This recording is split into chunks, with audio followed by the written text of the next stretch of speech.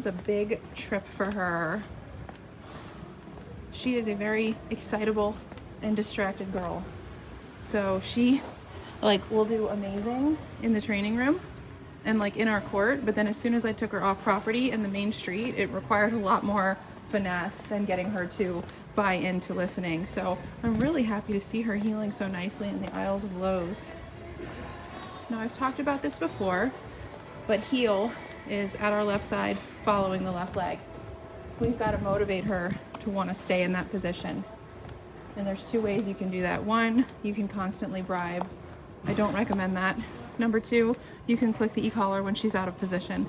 So if you look down and her head is not next to and slightly behind your leg, you can click. I click stim for going too far forward, like right there, and tone for lagging behind, going behind the legs, or veering too far out. Good. Notice that second time she did not make the same mistake. So this is pretty much the perfect position. When she's in the perfect position, you are doing nothing but praise. Good. Good girl. Good girl.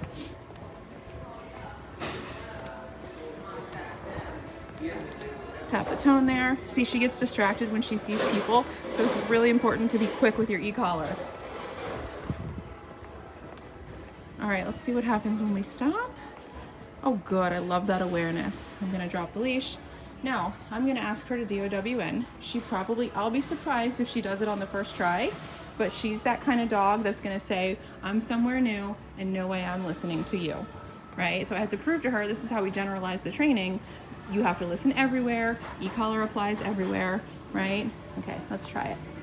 Down. Oh, good girl. You're full of surprises today. Good girl. Even with this thing rolling behind her. Now she does do this like half up thing while she's in her downstay. If she does that, you guys can click for that because it's gonna turn really unreliable really fast. All right, so I'm just gonna click. If she pops up again in that half down, I'm just gonna give it a click. I'm at a 12. I'm gonna give her one reminder, stay, and then I'm gonna walk away. See how she pops back up into that sit? So I'm just gonna say no, click stim, down. Good, that's exactly how we do that. Now put that on repeat, she's gonna be solid. All right, now the two things that you're gonna need, I'm gonna click again, no, down.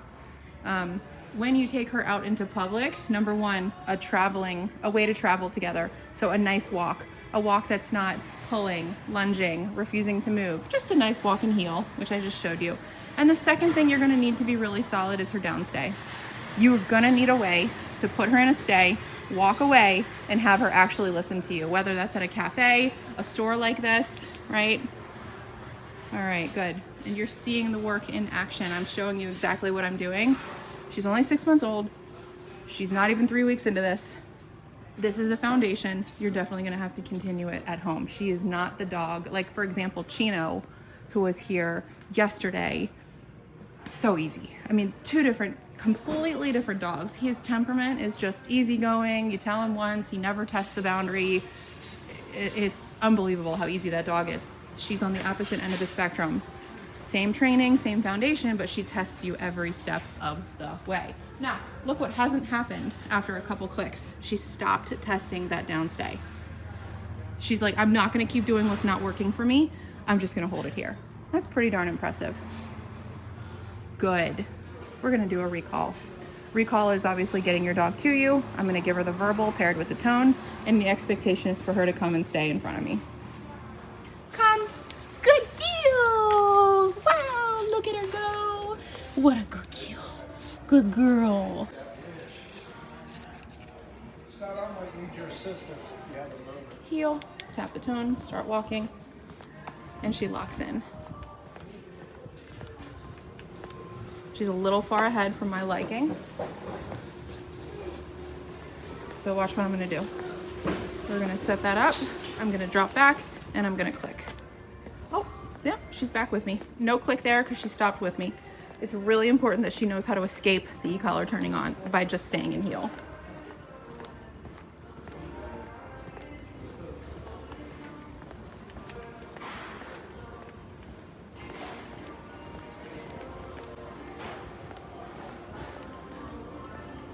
Click there, good.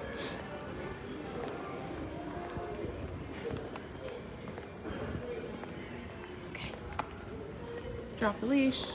Off leash heel and Lowe's. Perfect.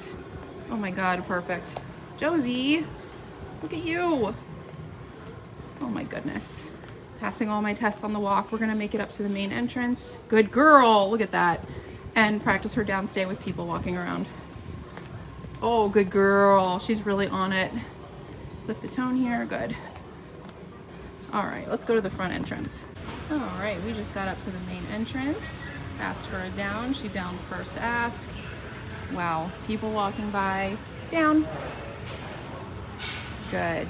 You gotta get her out of that habit of popping back up. I have a feeling that because they trained with food before, so like if she saw a treat, she would lay down. I have a feeling that as soon as she got the treat, or they told her good girl, that the command was probably over. So she's patterned to releasing herself versus waiting for release. And so we're kind of having to unwire her brain in that sense, where she's actually having to stay until released. That happens a lot when you train with food. The dog receives the reward and the command's over because you have no way to hold them accountable for a stay. But the good news is that she's doing it now. And so basically what I'm looking for is her to prioritize her command over either excitement and wanting to run towards them or fear and wanting to run away from them. She's allowed to feel her emotions, whatever they are, but she's just not allowed to act on them or vocalize. So this is observing. That's really nice. She just watched. She was a little unsure of that man. I'm going to click right here. Okay. No barking, no growling. She watched him walk by. That's what we call exposure therapy. I'm going to click again. She is so patterned to releasing herself from this down command. So the more reps she gets in breaking, prematurely getting corrected and being put back, it'll stop happening. And right now, she's just watching the world go by. Notice I'm able to create distance. This is a dog I know they do want to take everywhere, so we need to make sure those commands are solid. She's got the training, and now we need to make sure her owners understand how to use it. A lot of stuff going on. Halloween's set up, Christmas is set up, we're at the main entrance, people are walking by. Keep your phone. No, down. Good, that was a click. I'm at an 11 right now. Good. What are you doing? Down. Good. That's funny. Good girl. That's really good reps right there. Do you guys need me to move? You're fine. Thank you. You kind of look like that reindeer. All right, so I'm kind of nonchalantly in the background, you know, just trying to prevent all of that premature popping up. The only way to do it is more practice through mistakes.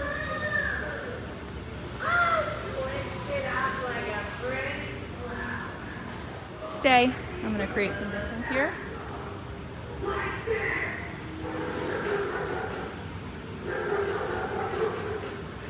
It's just so amazing to see her get to watch the world and not constantly be picked up, barking, whining, lunging all over the place. Actually see her independent. Okay, I'm clicking every time she stands up.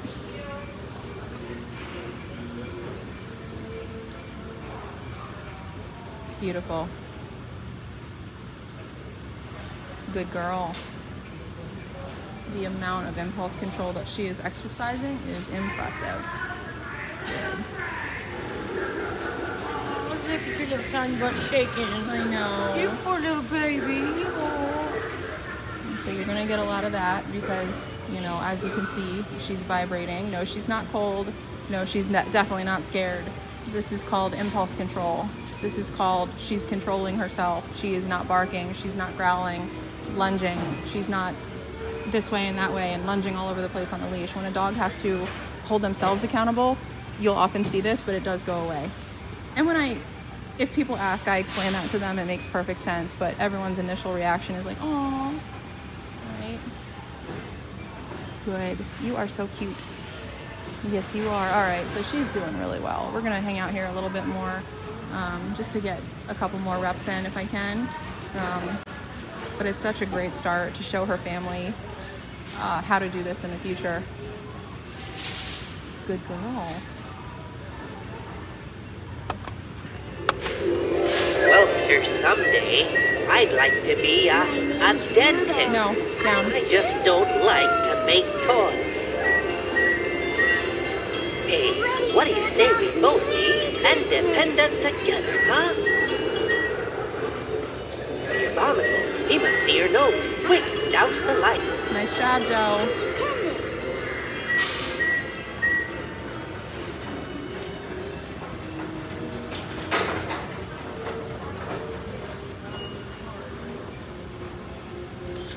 No, we're really flooding her today.